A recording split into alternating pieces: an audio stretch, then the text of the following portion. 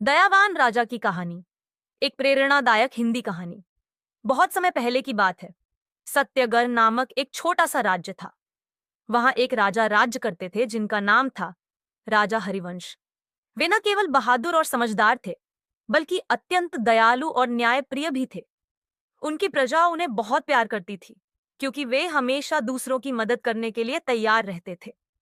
राजा हरिवंश रोज सुबह दरबार लगाने से पहले शहर के बाहर घूमते और प्रजा की जिंदगी को खुद अपनी आंखों से देखते। एक दिन सुबह के समय राजा ने देखा कि एक गरीब किसान रास्ते के किनारे बैठा रो रहा है। राजा तुरंत उसके पास गए और बोले, क्या बात है किसान भाई, क्यों रो रहे हो? किसान ने रोते हुए कहा, महाराज, पिछले साल सूखा पड़ गया था और इस बार की फसल भी बर्बाद हो गई। मेरे पास न बीज है, न अनाज, और मेरे परिवार के पास खाने को कुछ नहीं बचा।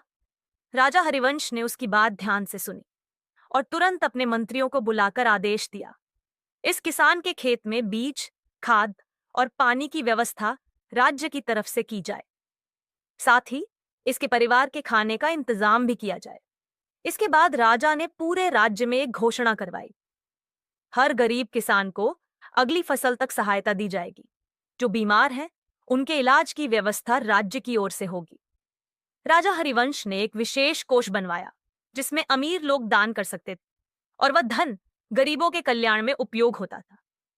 धीरे धीरे सत्यग्रह एक खुशहाल राज्य बन गया, जहां न कोई भूखा था, न कोई दुखी। राजा ने कभी अपनी दया और सेवा का घमंड नहीं किया। वे कहा करते थे, राजा वही है जो अपने लोगों का दुख खुद का दुख माने। उनकी दयालुता और न्यायप्रियता के कारण आज भी सत्यगढ़ की कहानियों में उनका नाम दयावान राजा हरिवंश के रूप में अमर है।